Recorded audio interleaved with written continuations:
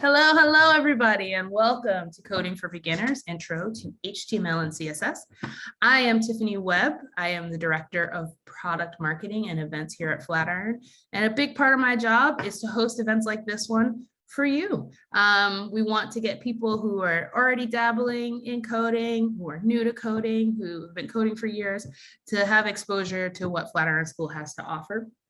Tonight, you'll be learning from our awesome instructor, Lance, here. And before I kick it off over to him, I want you to know a few rules. One, make sure in the chat you change it to everyone.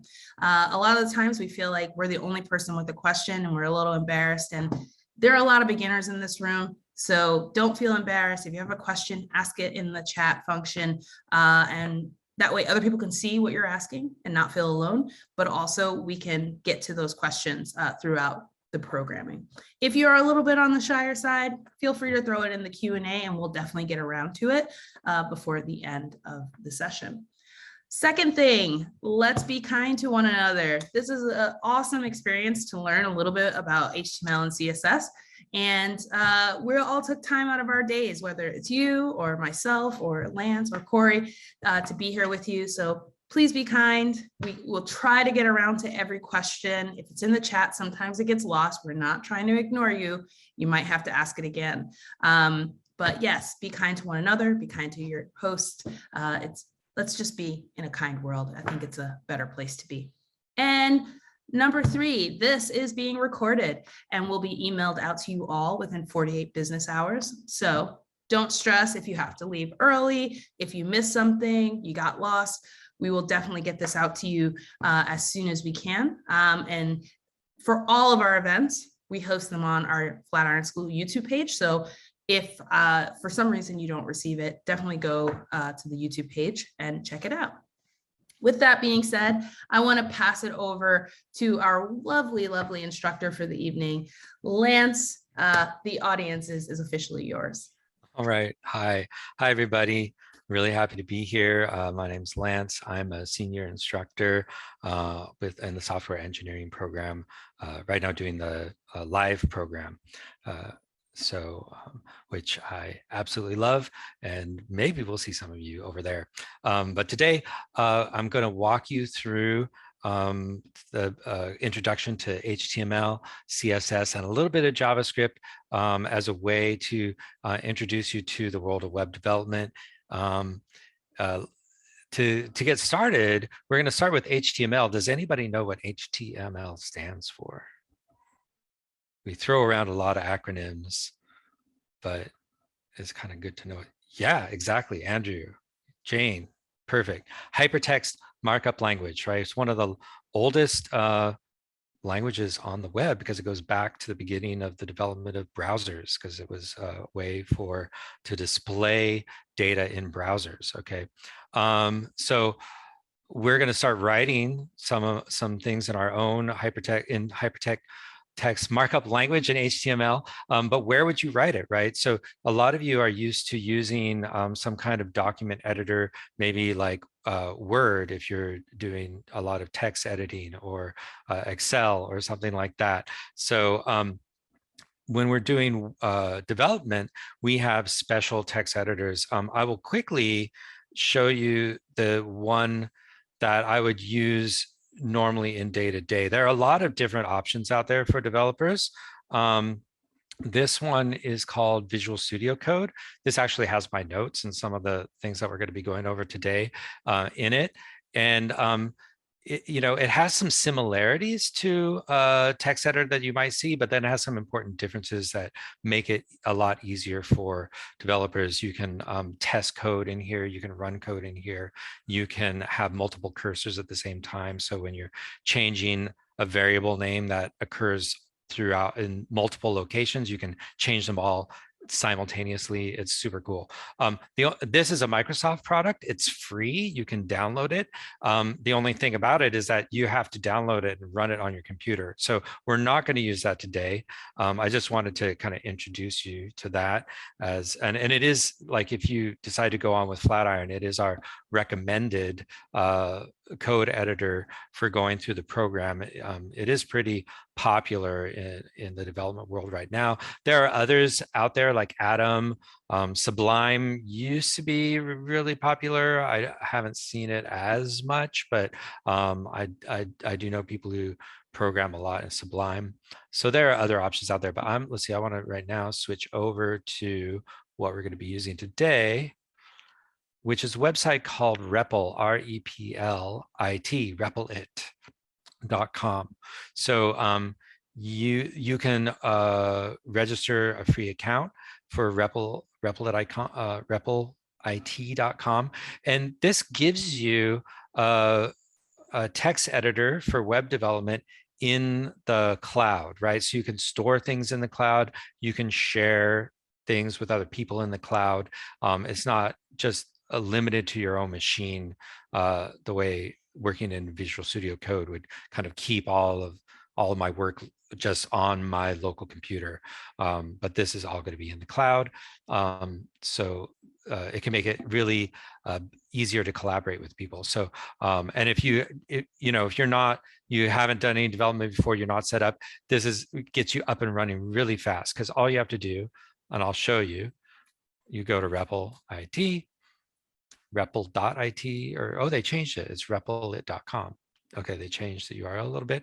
And you can create coding environments for all kinds of different languages. They have all this list of all these languages, Python and Java and C++, but we're actually going to use 3 in combination: HTML, CSS, and JSS, and it's set up to do that, right? So you just want to click on that, and it's going to set up a brand new, it'll fill in just kind of some kind of randomly generated title if you don't want to give it one yourself, but you can, and create the REPL. And here you go. Then it generates this blank one for you to use. So you can do that at any point. I just wanted to show you what I did to get up to this point. So this is our starting point. It gives us some boilerplate HTML already. This is really standard for most HTML documents to start out with these kind of tags. But let me break down what we're looking at. Whenever we're looking at some text in between these angle brackets, we call that a tag in HTML.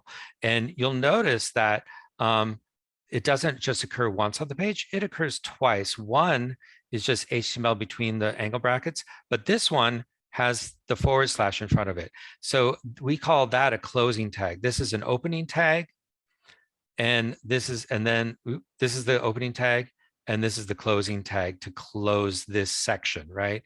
So you kind of, the indentation also helps you see that this HTML tag is enclosing this whole section in between it, right? Then we have a head section that's in between this opening and close tag for this head. And this always includes some information that is not going to get displayed directly on the screen. You can see with the word meta, it has metadata. It has important information that the browser might need about how it's going to render the HTML into the browser, the width of the viewport, how to get the width of the viewport, how does it know how wide the viewing display is going to be. This title is going to display up in like the tab of the browser when you give a title. So it's not actually on the page, but it does show up in the browser on the tab. So we can go ahead and change that right now. Today we're going to be building something called the Flatiron book lister.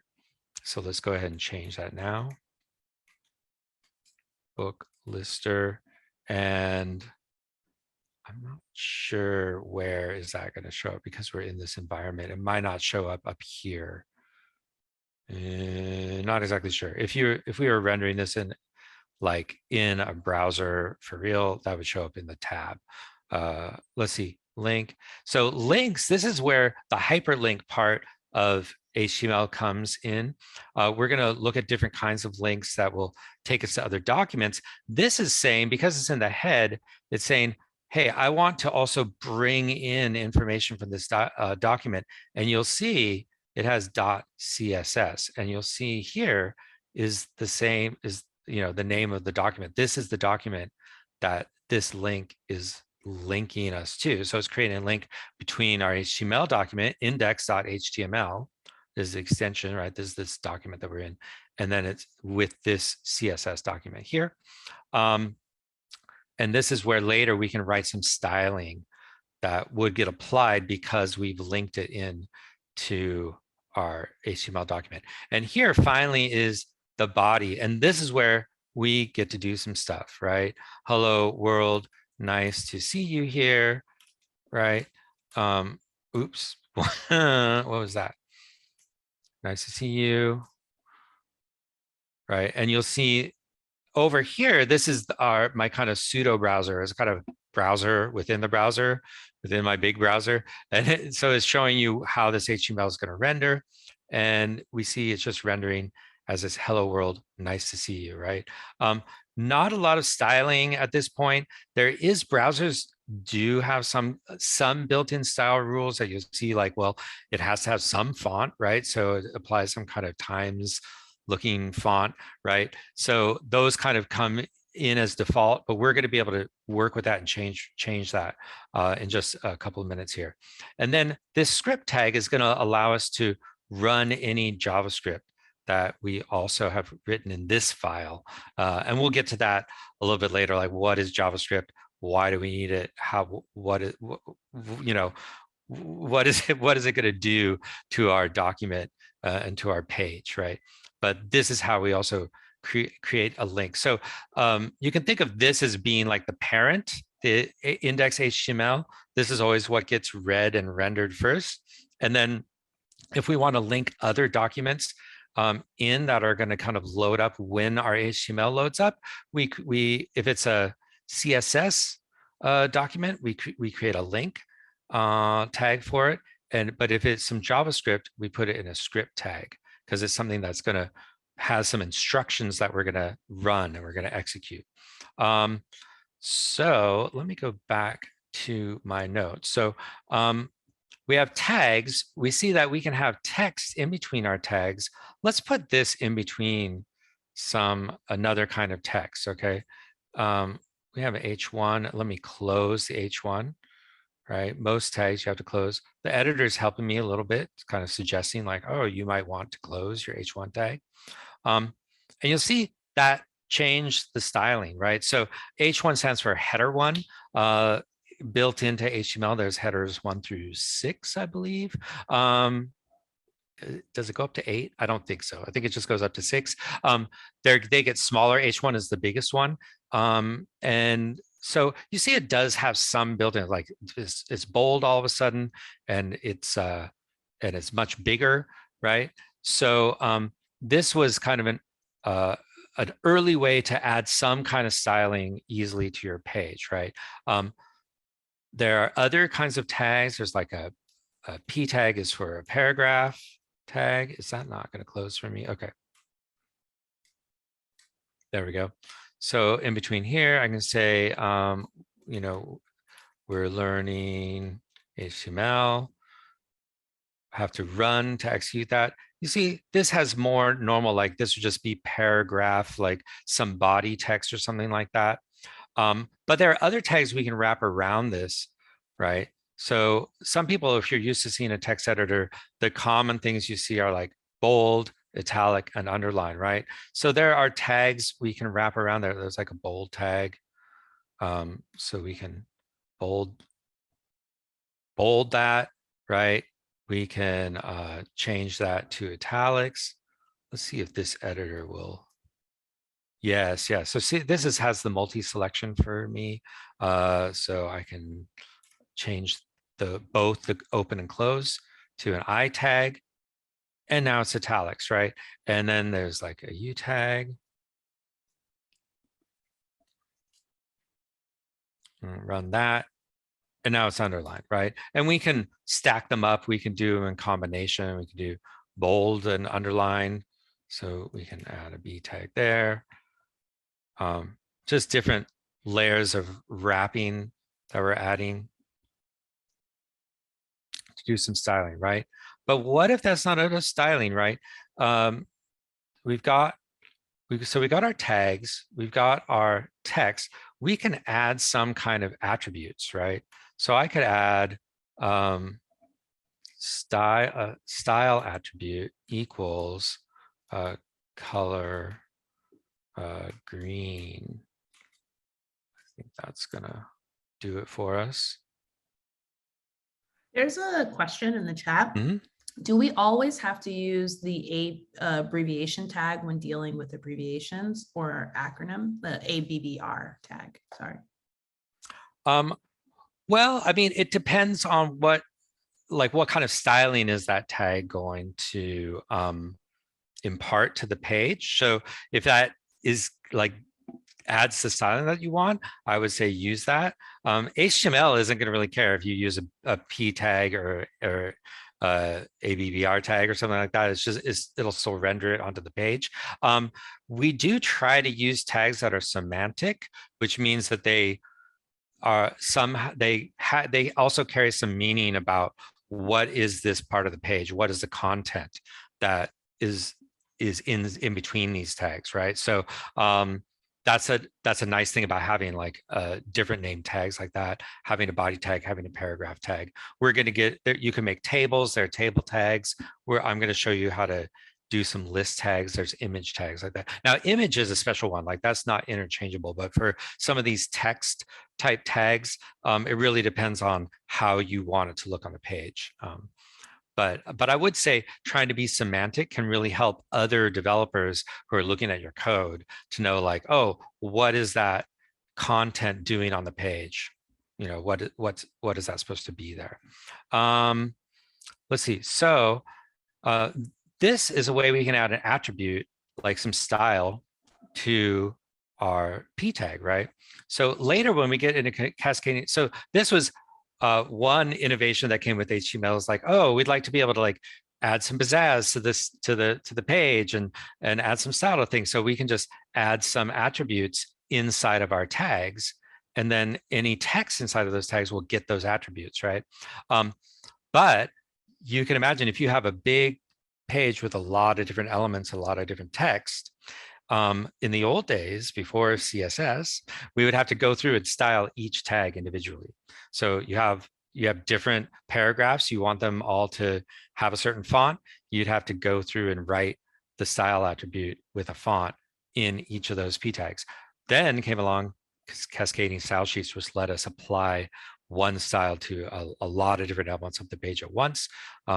And that we'll see that in a little bit, but I want to build out this page a little bit more first. So let me actually take some of this out for now. And let me show you, let's see, let's put in a new H1. That's going to be kind of a title for us. Again, Flatiron book lister. Okay, and close that one.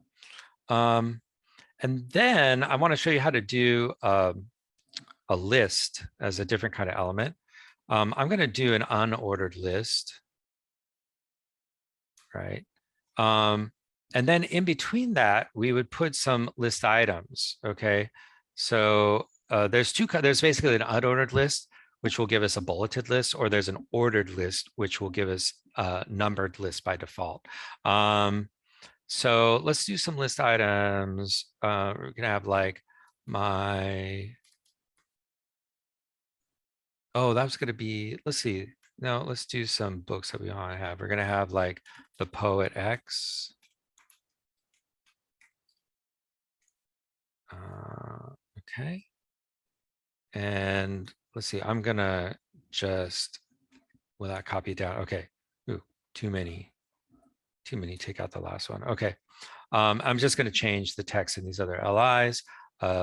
Child called it. I got these names from somewhere else. I didn't look these up. I don't know if these are even really book names, but Frolic of the Beast, I think they're real titles. Okay. And here we have an unordered list. So here's our nice big bold header. And now we have a list, right? let's see. So the next thing might be, how do we, oh, I have another one I want to add. Let's see if I can do this. Do I kind of go up? Yes. The year of yes. Year of Yes is a great book. There's a quick question. What's Yeah.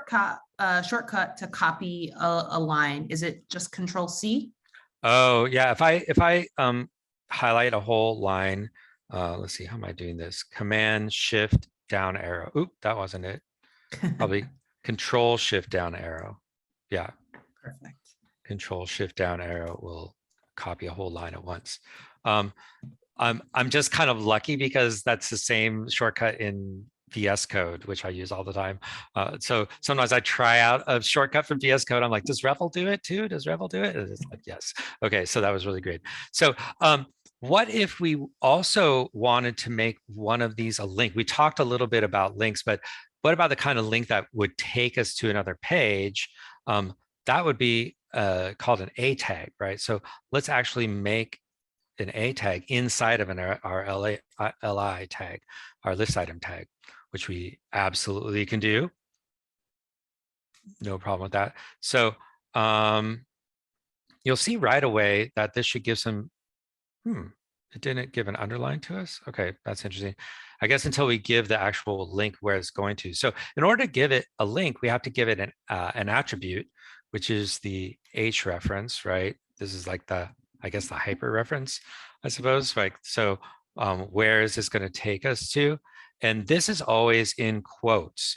So anything in quotes we call a string in developing as the data type. So we want this string. I'm just going to copy this in here so I know this goes to Google Books. Okay, so if I run this now, you'll see now this looks like something I can click on. And if I hover my cursor over it, it changes into a little finger that I can click on it. And yeah, it won't, it doesn't like to take us, there's some security happening there where it doesn't want to render Google inside of REPL. So is actually not taking us to that link like we should, but that's what it would be doing. It tried to take us to Google and I said, no, we're not going to go to Google, but it would take us just to this page. We can take a look and see the page. I would render about the year of yes in Google Books, right? So that is how you can create a link in your document, right? So I'm feeling pretty good about this so far. I think it would be nice if we could have an image to go with this, right? So we need to spice this up and have something visual to go with it. So we can say H3, a cool image. And then let's put in an image tag. Image tags are IMG. Okay, now this is a special case of a tag because we call it a self-closing tag. It doesn't get a separate image tag because we don't write any text in between. There's no text to go like in between an opening and closing tag. Like most of the tags we've seen so far, a list item or header has some content in between. So how do we get the image in? We have to give it the right attribute, which is a source, src. Is the source of the image, which is again similar to a link, similar to these hrefs of these anchor tag. A stands for anchor. We always just call it a tag, but it means an anchor tag. So similar to the links of these, we would also give a string, which is going to say take us to an image. So I haven't tested this for a while, so I'm going to cross my fingers and hope that this still works. If I put this in here. There we go. Okay. Cool. Looks appropriate. We got a nice image of some books, right? Another attribute that we can use, like our tags can have more than one attribute, and one that we often do with images is called an alt attribute. alternative, and we would just put name bookcase, because you notice I said we got to cross our fingers. Sometimes when you put these links in, the link could die, right? Like this site Unsplash could decide to change the contents, and you go to load this page in the future, and suddenly your image doesn't show up. Well, at least it could have a little caption bookcase, like this is supposed to be a bookcase here.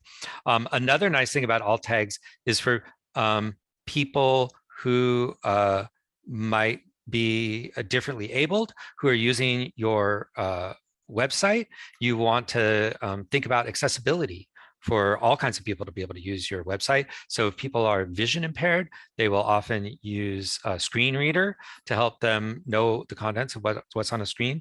And the alt tag is what the screen reader will read. So when it hits an image tag, we'll say, you know, image of bookcase or something like that. So very important to include that. Good. So now we have some image to show what's going on our page. I'm thinking now it would be nice to have some kind of a nav bar as well. That you know, usually a website has some navigation and things like that.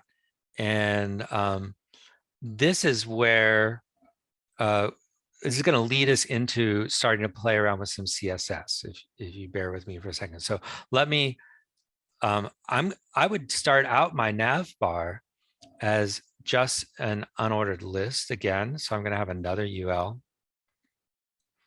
Right, and we'll have some list items for this. And let's just make up, let's say like there's something called like a My Books page. And there's, let's see, LI and info, something. I'm just kind of making these up as placeholders, obviously. We're not really going to have all these pages today. LI is maybe a sign up. That's something a lot of sites have, is some sign up page, right? So if I do that, okay, cool. I've got another list. Doesn't look very navigate-y, right? It doesn't look like how you would expect some navigation to look, right? So so this is where I'm thinking, oh, it'd be really great to be able to apply some styling that's going to change the look of this really quickly and easily. But how are we going to do that, right? So we could do something. Let's see, if we go to our CSS, when you write a CSS rule, there are some different components. Let me go back here and see. Right, you have a selector, and then inside, so a selector we might want to use would be, is there a way, can I get it to show more than one at the same time here? Would be really nice. This console part, by the way, when we get to JavaScript, it's going to be very useful. So far, you're like, what is that there for? It's just black all the time. It's not really telling us anything. But when we get to running JavaScript, it's going to be very, very useful. Let's see. Will it let me open? Will let me open one down here? No. That's not so nice. Okay, so we would start with a selector. So you can use a tag as a selector. So we can just say UL. And then we use curly braces for kind of the body of our rule. And then we can use some properties and values. So we say, let's say for the nav bar, we're thinking it would be really great if it had, let's see, maybe a background color. And you see the editors helping me here, like, oh, you're writing CSS, you're right, you started out writing back. Here are some choices that would fit what you're trying to write, okay? So we can just select black background color is great. And we could do slate gray. There's different, so there's named colors, but you can also use some combination of numbers called RBG. So you can give RBG values of red, blue, and green. So, and in different combinations, they can make all these different colors, or there's also like a hexadecimal way of indicating different colors, but I'm just going to stick with slate gray today. And then we always end our rules with a semicolon. I can run that. Oh, okay. So now I got a problem. You see, it did apply this background color slate gray to my unordered list, but it applied it to both unordered lists, and I only wanted to apply to one unordered list. That's a problem. So what can we do about that? How can we make it narrow down to only one unordered list? Well, this is where some other kinds of selectors are going to come in. So far, we only use a tag selector, but we can add things called a class. And I might also wrap this inside of a new kind of element called a div. And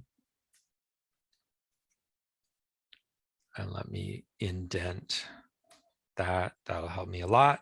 Oh, wait.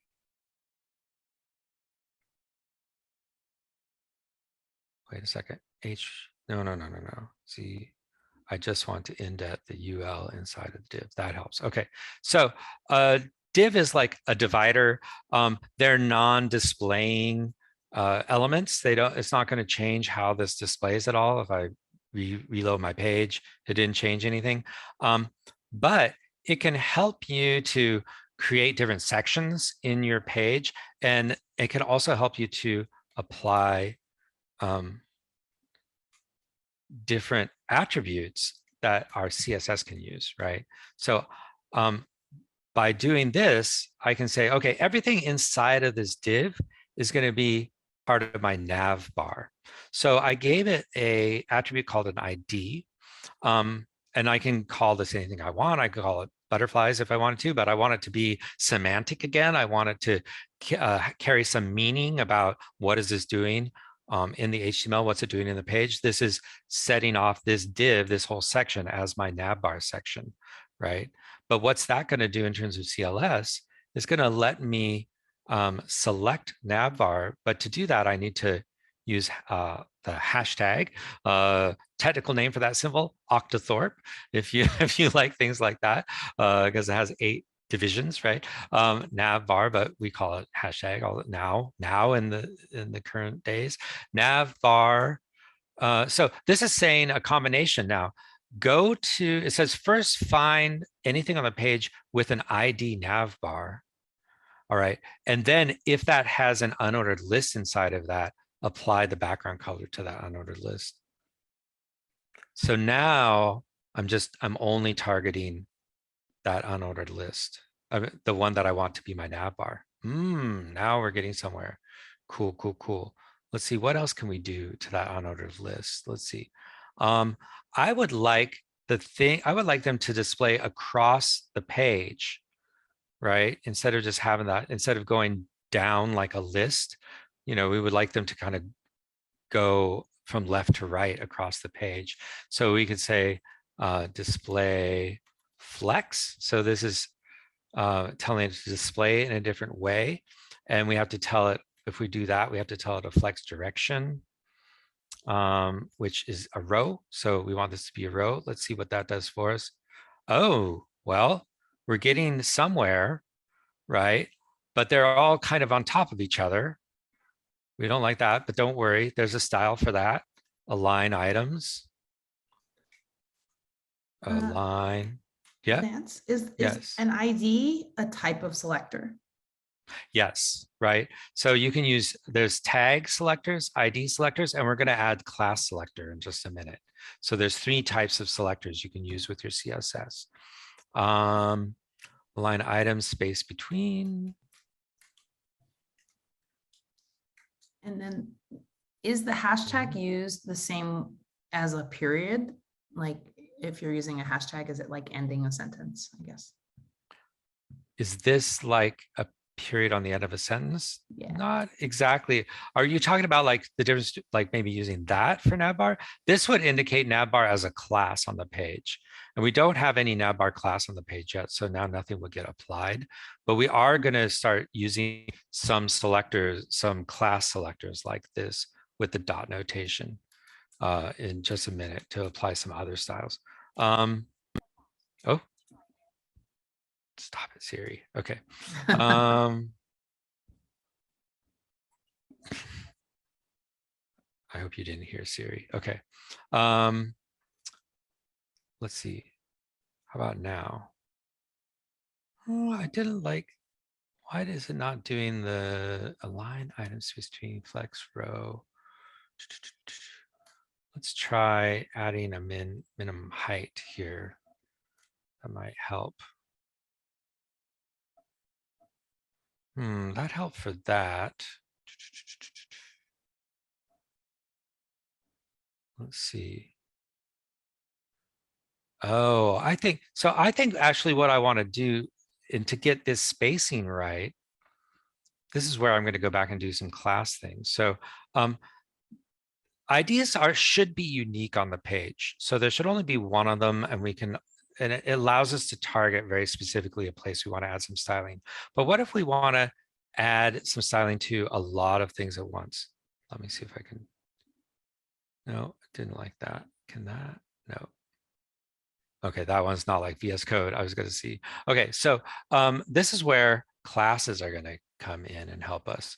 So I'm going to add a class to all of these called class equals nav item. There are other ways I could do this. This is not the only way I could do it. Maybe if any of you familiar with HTML or maybe thinking of some other ways you could write the CSS, but I do want to do it this way just so I can demonstrate how a good use of classes.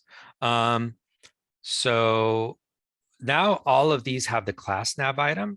So now I can style multiple things on the page at once. If I go back to my CSS, I can create a new rule for dot nav item. Let me go back here. Nav item, right? Again, this is going to get curly brackets around it. Let's see, I think it needs some padding around it, and we can do different, these are kind of different units of spacing we can use, right? Pixels, some of them are like in centimeters, some of them are in points, right? I'm going to use some one called EM, which right now I can't recall what is it short for, but we're going to use those units. And let's do text align center and see what that does for us. Jerry asks, are you able to add the class to an unordered list instead of each individually? Yeah, you can put classes on any element, any tag that you want to. This is still not happening. Let's see, let's do width 100 pixels. Is that spacing it out at all? Like, what is missing here?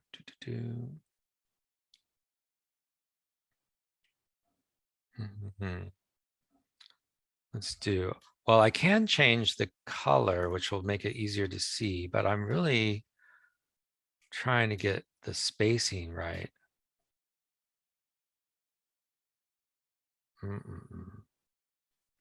Space, there's also space around. Let's try.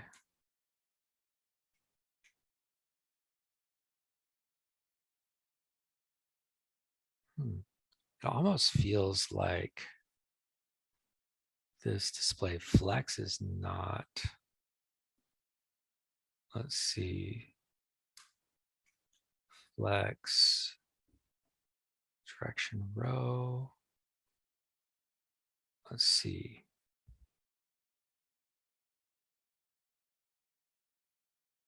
flex, grow, flex, start. Trying to think what other things could get this spacing to space out. Oh, this is interesting. Do you notice I changed it to white, but nothing changed over here? I think we're getting some caching problem. Sometimes with CSS, it caches the old CSS. It doesn't apply changes to your CSS.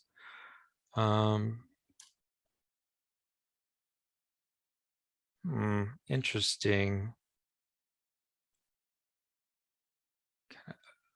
If I open that in a new tab.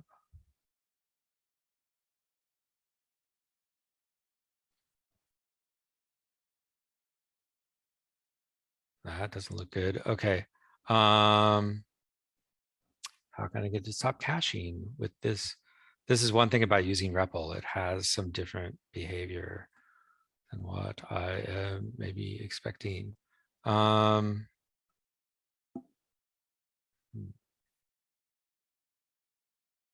No way to cache. So it's kept some CSS in memory, and it's not reading the changes I made to the CSS here. It's almost like I feel like I'd almost have to refresh. What if I refresh the page here? That's probably going to do it. And run. No? That is a problem. It's not even changing the color of my nav items. Oh, let me see. Some people Yes. said Yeah. nav Oh, item. underscore item. Yeah, there it we is. go. Thank you, William. Very And good. Chris and Anath. So let's do that. There we go. This is the beauty of coding, you know? Yeah, exactly.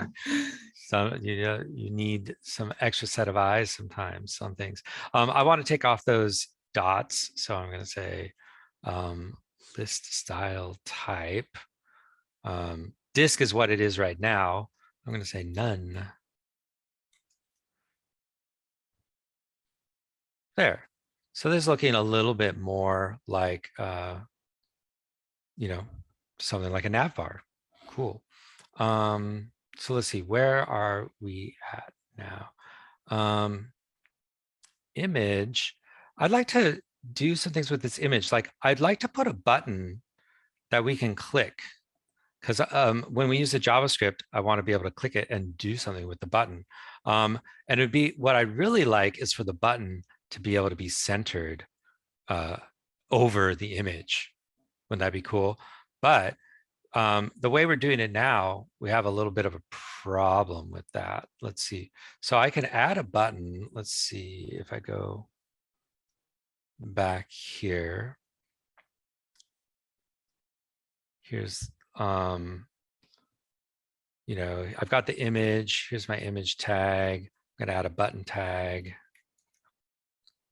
It's going to say switch navbar color. That's what our button's going to do. Eventually, it's going to change the navbar color. Cool. Right. But the way that we are displaying this image with an image tag, we here's our button, switch navbar color. We don't have a way of getting it to kind of float or position over the image element. They're like two separate elements, right? So I'm going to use CSS to render this image as part of a div is what I think I'm going to do. So I'm going to create a div for the image instead of using the image tag. Let's see, div. Let's have our close for the div. And this one I'm going to call image. Not super creative, but very descriptive. Okay. And inside of this div, there's going to be the button. So let me move that up really quick and see if I can do that. Okay, cool. My div has a button, switch by color, has an image. So this way of rendering the image is not going to help us anymore. So I'm going to comment that out. Okay. So when you see this notation, this means it's a comment, and anything that's comment in your code, it's only for the benefit of other developers to read. It's a comment you can leave to other developers about what is this code doing. Well, sometimes we can use it as we're developing also to tell like the browser, don't render this. This is not like, you can just ignore this. So it's a quick way to kind of turn something off that you don't want to run in your code. Eventually I should take that out, right? So how are we going to like get that image back into displaying? We're going to go back to our CSS. We can use CSS to display an image. How are we doing on time? Oh, better get to the JavaScript soon, right? Yeah, we're good. I mean, okay. There doesn't seem to be a lot of questions. So if you want to push this over a little bit, and then we can just make room for questions. Cool. So I'm going to make a rule for my image. It's kind of good because this button is going to lead me into some JavaScript stuff too. So for my image, now I can set a background image. Where is background image on here? No, background image there. And for this, we say it's a URL, and then we need to have this parentheses after it, and then we can have the same string that we had in there before. Save and run. Okay, cool. Here's our cool image. Things are looking a little squishy though, right? So we might want to set a height and a width for this thing. So let's say our max, or say our min height, we need a minimum height because this is just too squished down, right? It basically, our div took the height of the button element. That's not great. So let's make it a little bit taller. I'm going to say it's 75% of the view height. All right, and let's see what that does for us. Min height, why is that not look? Oh, this needs to have that after it. Okay. Cool. All right, much more like what I was thinking about. Maybe we need to have some width for it. We could do a max width in there. Max width could be 80 of the view width. Okay, cool. Let's add some other things that we wanted, like display flex, align item center. I'm going to try to center my button actually now. See if this will help. And justify content center. Right, one's going to center it vertically, one's going to center it horizontally. This is more like what I was thinking. A button hovering in the middle of my image. That's kind of what I wanted. Excellent. Cool. Great. Let's there's some other styling I'd like to do, but I want to move on to make sure we get some JavaScript in here and make this button functional. Functional for us. So let me see, what was I doing before? Cool image, we can take this out. Right, so JavaScript was invented as a language to add some more dynamic behavior to our browsers, to pages that are displaying in our browser. So it was initially invented to go hand in hand with HTML and CSS. It was a language that was supposed to run only in browsers to let us do some more activity than just click on those hyperlinks. Like, because originally before JSS, pretty much all you could do was click on hyperlinks, right? And that was how you interacted with a website. That was it, right? No buttons, no hover menus, nothing like that, right? So JavaScript made all of that possible. It was, legend has it, it was written in like 10 days by an engineer at Netscape, which was one of the early browser companies. And it's just evolved and evolved and evolved since then. Now we have all kinds of applications outside of the browser. You can build full stack applications using all JavaScript, including for your database structure. It's kind of morphed into this super language, right? But it really got its beginnings here. So let's talk about some basic elements of JavaScript, right? One really basic building block is the idea of variables. Does anyone know what a variable is? How would you put it in your own words, like what a variable is? What does it let us do? We have, oh, I can't see the chat. Let me try to open the chat. No one's answered yet in the chat. Anybody? Oh, a variable is changeable. That's perfect. Yeah. Good. I'll put that into my definition that it's changeable, right? So a variable, I would say, allows us to store changeable data as values for later use. All right. So so in JavaScript, this is like kind of older, there's like newer versions of JavaScript, but I'm going to use like the really, really basic var to declare a variable. There's kind of in more recent JavaScript, there's kind of reasons not to use this, but I think when you're learning it, var is really a good way to learn it because var is variable, right? And it'll still work. So var, we could say number equals 5. Okay. And then if we want to print that, we use a command called console log. So this is actually a function we're going to execute on the console. Here's where console comes in. The black screen down here, you're like, what is it for? I'm going to just console log whatever num is, right? And I run that. And now I see 5 down in my console, right?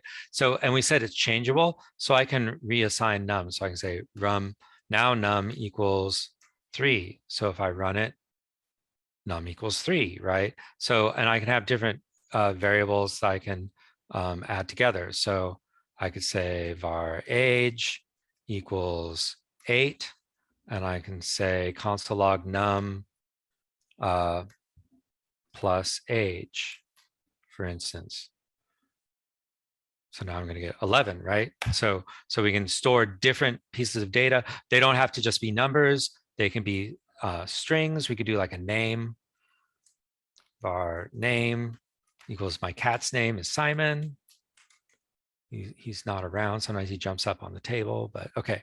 So that's one basic building block. We use variables all the time in not just in JavaScript, in all programming languages, right? So it's very important foundational concept. Another important concept is the idea of a function.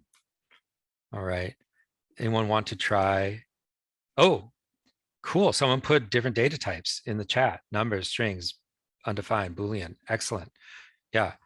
Variables can have all of those types of values. Number type, a number, a string, undefined. Like undefined would be if we never gave it anything, right? If I said num, or how about what if I just didn't give name anything, and I said console log name? It'll end up giving me undefined. Well, it doesn't print undefined. It gave me a blank line because it's undefined right now. But if I give it a string and I say console log name, it'll console log that string. It'll log that string to the console. Functions are relationships dependent on variables. Interesting. Relationships dependent on variables. They do act upon variables. A function is a piece of code that allows us to execute repeatable logic or instructions, right? So if we have some instructions that we want to be able to repeat again and again, we can put it in a function. And a function can take input as a variable and then do something with it. So I can say function, let's see, double num, something like that, is going to take in an input. There's Right. a good question. Okay. Andrew wants to know, I know we're not doing Python, but are the things that can be variables the same as in Python?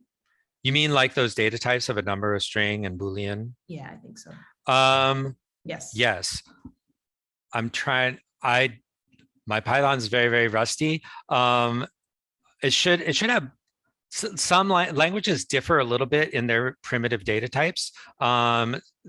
They all have strings, they all have numbers, but the numbers might be different. Like some languages have just a number type. Some break it down into like integers or floats. Like, so you have to define, is it an integer or is it a float? Things like that. But by and large, like languages have the same data types that you can save as a variable. I would say yes, but there can be some places where they don't overlap or they handle something like a number very differently. But Booleans are very universal. A true false value. Every language is going to have a Boolean data type for sure. Let's see. Oh yeah. So here's a function that can take an input, and here now this is in the function body. Do something with the input.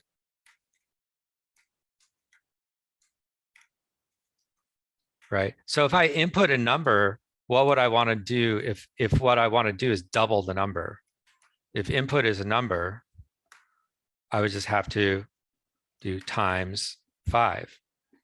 Right. And then return is telling the function, this is what you should give back. This is what you should return, right? So if I do, now I could do console log. Now I have to call my function, right? So this is where I actually activate the function. If I just write the function, it's a set of instructions, but I didn't actually tell JavaScript to do the instructions. So this is where I actually tell it to do the instructions. Double num. And this is where I can give it some input. So I can actually write a number in here, 4, right? I can just give it a straight number as the input. It's going to pass that in as a parameter to this function and then do whatever the instructions are with that input and then give me back something different. So here's where I get, oh, double no, I did times 5, no, times 2. Sometimes talking and typing at the same time is a challenge, right? But I don't have to only pass in a number, I can pass in other variables too. So I could do the same thing, but I could say num, double my num. From up above here, up on line 5, I still have a num. And down here, now I see 6 is what my function gave back. Cool.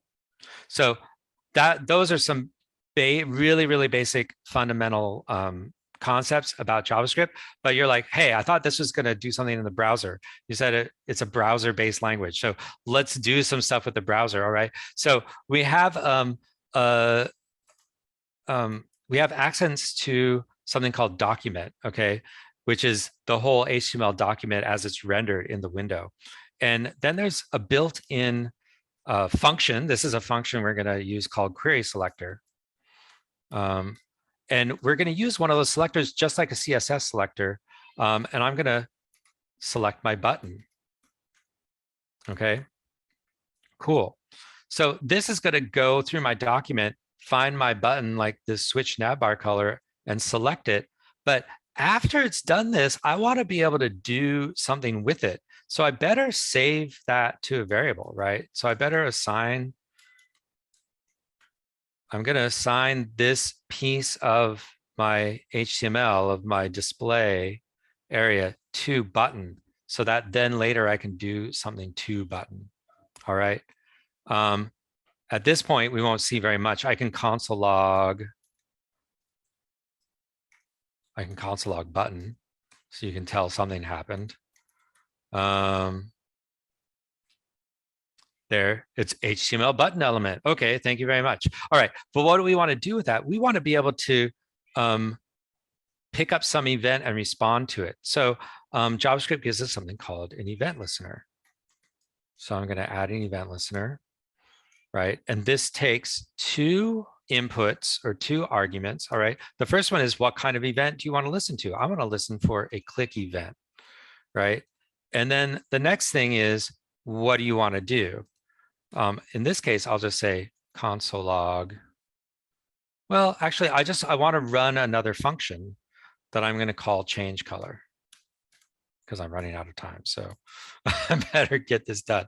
So, but I don't have that function yet. So I better make the function that I'm going to try to run is change color. Change color. Thank you. Okay. In this case, I actually don't need to give any input to change color, but to make sure that something happened, I'm going to console log inside of here, just a string like clicked. All right, so now let's see what we've got. If I run this and I go and I start clicking my button, check out my console, clicked, clicked, clicked, clicked, clicked every time I click it, right? So this means, let's see, add event listener. So this means I set up a listener listening for a click event.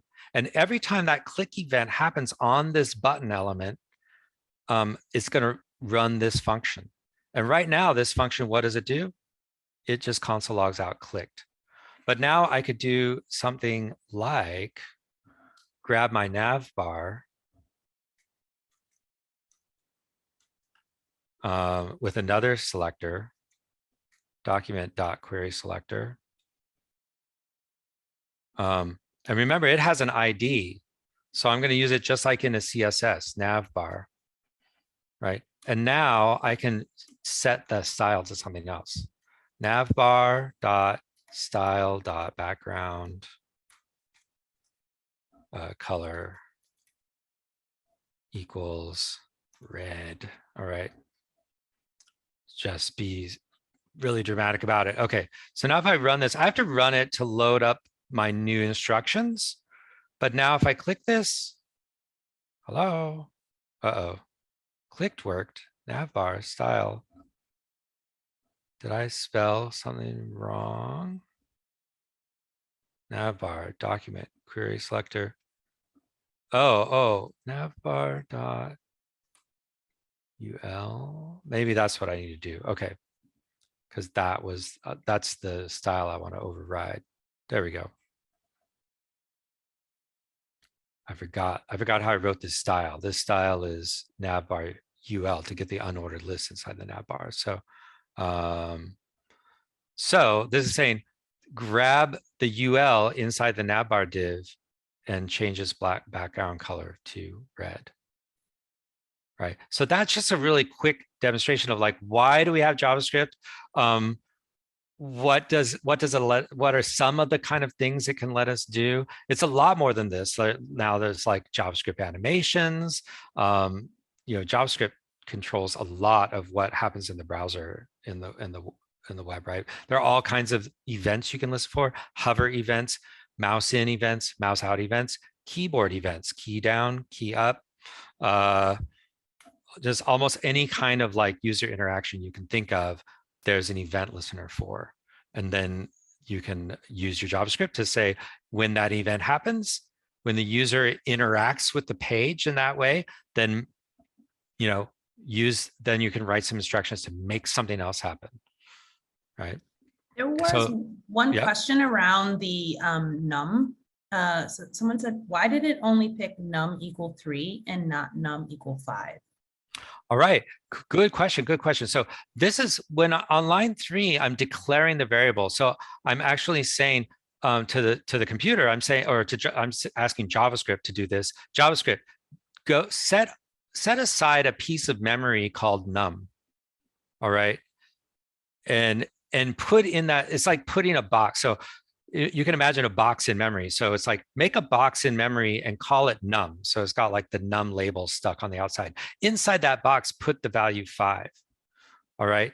But on line 5, what I'm doing is I'm saying, don't make a new box called num. Go to the box called num that I created before, and now change what's in that box. Change the contents in the memory to 3. Does that make sense? In fact, it doesn't. If I try to redeclare it, sometimes JavaScript's not happy. It'll say like, oh, but you already, if I do another var num equals 8, sometimes that'll, oh, well, let me do that. That's weird. Sometimes it throws an error, it'll raise an error and be like, but you already have you already have one called, you already have a variable called num. But oh, that's a difference. That's between using var and let and const. Because if I had done let and then I did let, I think it would throw an error. Yeah, identifier num has already been declared, right? We already made one called num. I can't make another one called num. So that's one of the reasons we don't use var anymore, because this is not something you actually really want to do, right? You don't want to accidentally have 2 variables called num floating around. So whenever I use var or let, I'm actually creating that space in memory that's going to hold this value. So this part is called when I just say var and num, let me highlight that. This is called variable declaration. I'm declaring this as a variable. And then when I use the equal sign and something after that, this is called assignment. This is variable assignment, where I'm assigning some value to the variable that I just declared with the name num, right? This is on line 5, this is variable assignment with no declaration. Like I didn't have to declare it because it's already declared. So this is just reassigning it with another equal sign. So saying now num is no longer 5. Now I'm reassigning it to be number 3, the value 3. Got it. Awesome. So I hope that makes sense. No, I got we got some. It got it. Makes sense. All right. Cool. Yeah. So I think that is my quick introduction. Like any of these things, like we could go down a rabbit hole for sure. But like with CSS, I'm definitely not like a CSS guru.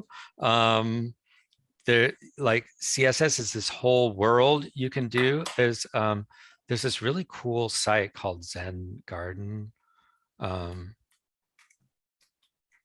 Let me see if I can find this CSS Zen Garden. If there's any other questions while I'm looking this up. Yeah, if anyone has questions, feel free to put it in the chat and we can get around to it. I'll show this really fast because this blew my mind when I was first learning CSS. The instructor showed us this and I was like, mind blown. Okay, so this was a CSS design contest that was sponsored. It's closed. I don't know if they've had any more since then, but the challenge was everybody has to use the same HTML document exactly, and then they have to come up with their own design. So here's one design. This is all CSS, okay. Now here's another site using exactly the same HTML. Same HTML underneath here. If you want to check it, you can use your dev tools. You can inspect. You can see here's the HTML. All right. You can check it out. What's another one? Apothecary. Same HTML, but this is all CSS. So this is like this is where I really got my eyes open about like how much you can do with CSS, like how powerful CSS can really be. I'm not at this level of CSS, but if you have an itch for design, if you're good at design, you can really focus on being a front-end designer and go in really hard and deep on CSS and become like a CSS design wizard. And other developers will go, oh yes, you can make my site look beautiful and everything go where it wants to. It's good to know some CSS, but some people kind of gravitate more to the JavaScript side of things, and some people gravitate more towards the HTML and CSS side of things. So cool. That's really cool. This is Yeah. the first time I've actually seen that, and I've attended so many of these. Yeah. I'll quit my share now. A question in the chat. Aditi wants to know, do we use Dreamweaver software nowadays for HTML? I haven't heard of it. From what I remember about Dreamweaver, it's kind of a website builder, I think, right? Like you can give some text and it's going to generate some HTML for you. Today there are things like Wix, I guess, and Squarespace, I think, and there are some kind of like website builder things like that. As a web developer, we're not really using those. Like, we're interested in building the site from the ground up.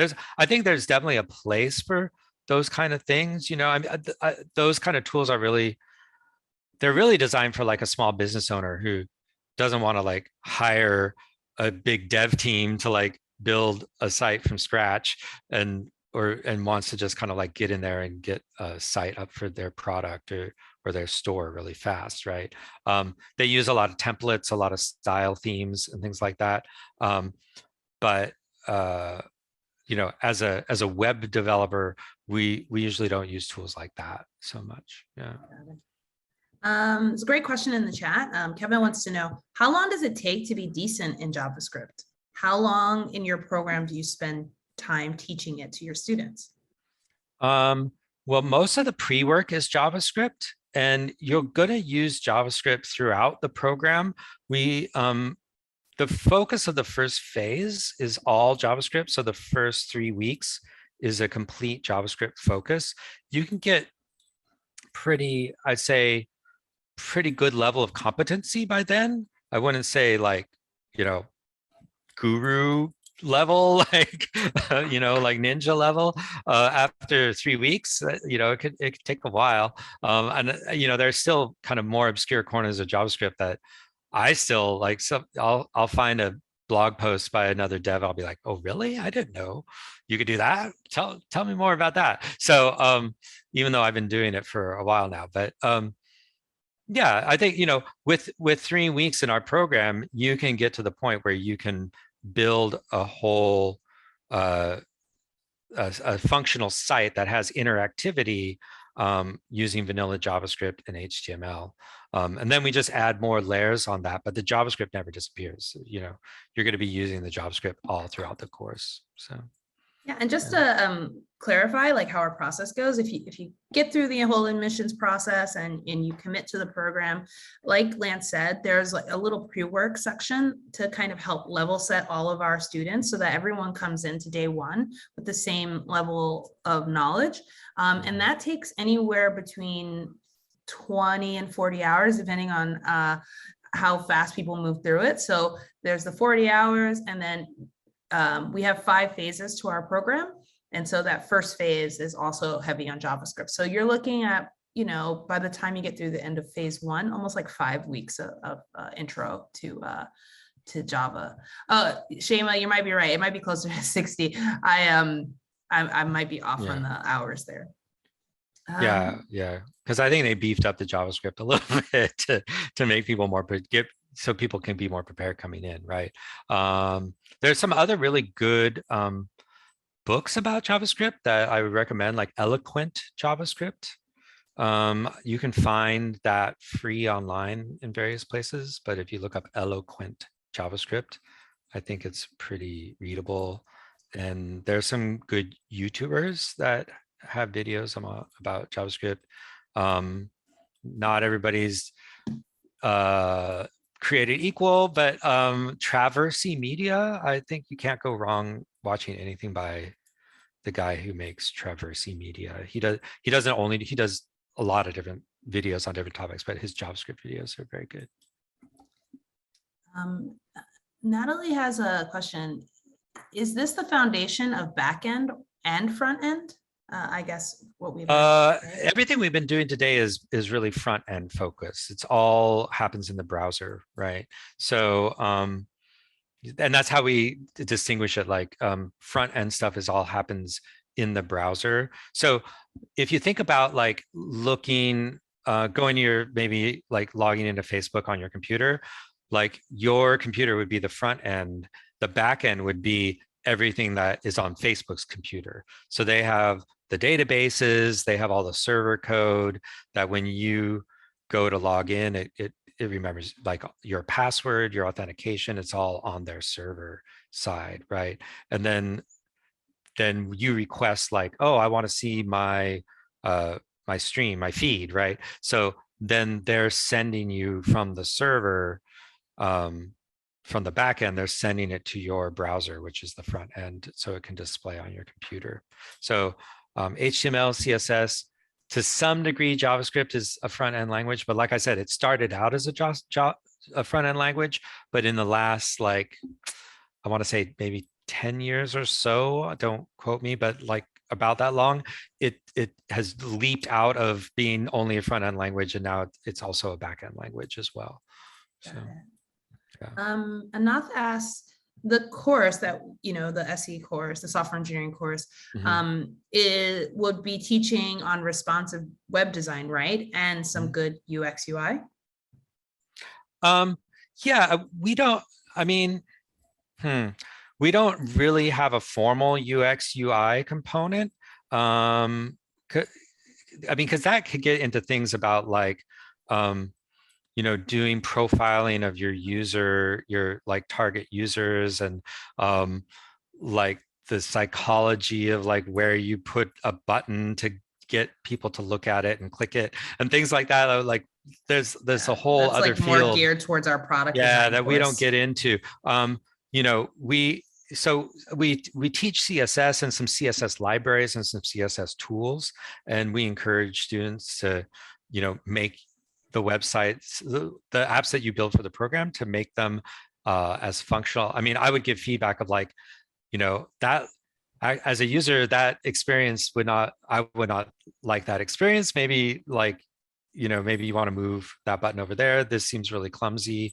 I can give some feedback like that, but I'm not like a real UX professional or something like that. So no, I got it. And enough. I put like our UX UI design course, which we label as product design, in the chat, so you can see the differences in how we teach those. Andrew wants to know, is there a resource you would suggest for getting started on Visual Studio Code? Well, their own documentation is really pretty clear. They have tutorials on how to get it set up. So it's like, again, I said, it's a Microsoft product. So, but you can download it.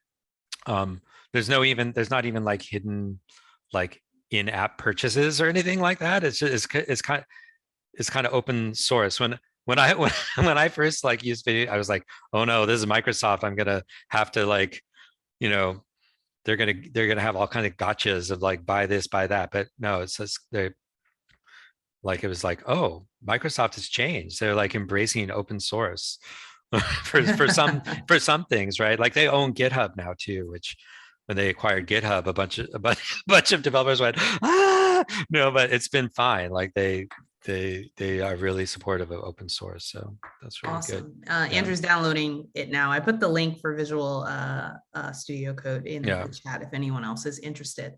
Vadim wants to know, how important is React Native in front-end development? Oh, well, React Native. So React is a JavaScript framework that we teach, but we teach it as it applies in browsers. React Native is the mobile implementation of React, which we don't teach, but after you know React for the browser very well, like it doesn't have a name, just React, like React for the browser. Once you know React, you can pick up React Native very easily. There's a little bit of different syntax and commands, because obviously with mobile, mostly it comes in the kind of events that you can use, right? Because obviously the screen is different, but like mobile has all these touch and tap events that you don't have in a browser, right? So so there's a little bit of syntax around events that's different, but yeah, it makes it. It's the idea is that like kind of before something like React Native, if you wanted to build mobile, you had to build either native iOS mobile language or native Android. Like if you had an Android, kind of Google-based phone, you had to build it in, I think it's like C plus or Java or something. Like you had to build it native for Android. And then if you want to build the same app, you had to build it native for Apple using Swift or Objective-C. But with React Native, you can build it for both. It's kind of more cross-platform. You can just build the app one time and it should run on both platforms for mobile. Awesome. We only have about 3 or 4 minutes left, but I think Anaf had a question. What are your thoughts on Angular versus React, as opposed to Angular JavaScript versus React JavaScript? Oh, well, I think Angular JS was a name for an early version of Angular. And then subsequent versions came out, like, I think they actually skipped a version. Like there's no Angular. They came out with Angular JS, Angular 2, and they skipped 3, and then they went right to 4. I don't know. But Angular 4 is almost like they almost rebuilt the whole thing from the ground up. So nobody really uses Angular JS anymore, unless you like, if you're working on some legacy code, like you have to. But the new versions of Angular are very, very good. They're, how can I say, from what I did a little bit of Angular and I've done more React. Angular is a really good framework. It's a little more like restrictive, I want to say, or more proscriptive. So it can, in one way, it can be good because it gives you a really like defined structure to build in. But that can be that could be great because it could get you up and running really fast. But it could be a little bit limiting, right? You're like, oh, if I want to do more custom stuff, it's a little harder to do. Because the framework is so rigid. Like Angular comes from Google, I think, right? And then React came from Facebook. Was developed by Facebook. React is more loose as a framework, right? So you have more flexibility from the get-go of what you want to build with it. So that can be good or bad, right? So if you're a new developer, that maybe can be a little bit like, oh, I don't know, like there's not enough structure or something. But we give you a lot of structure in the program. But but on the other hand, it could be really good because you're like, oh, I have so much freedom with React. I can like really mold it to do what I want to. So again, I think it's kind of like, what's better, the hammer or the screwdriver? They're different tools for different things. They have different qualities, right? So yeah. All right, the last question I'll ask, and then we'll call it an evening. Where do other programming languages like Python and Ruby come into a web dev process? Yeah, well, those are really back-end languages, right? So you're gonna use those server side. So like I said, like the code that is going to interact with the database and get the data, and then maybe manipulate the data, sort through it, filter it, arrange it, and then send it to a browser for React to display, right? So React is going to be on the front end in your JavaScript, but Python, Ruby, they're going to be back-end languages. Python and Ruby have a lot in common. We're going to focus on Ruby. If you learn Ruby, you're going to be able to pick up Python very fast. I learned Python first, and I picked up Ruby when I started teaching at Flatiron. I picked it up super fast because I was like, oh, this, Ruby's, this is just like Python. This is almost like Python. This is, so a lot of similarities there. Python has a lot of applications in data science as well. Got it. Well, thank you so much, Lance. This has been such an awesome webinar and instructional guide for intro to HTML and CSS with a little bit of JavaScript.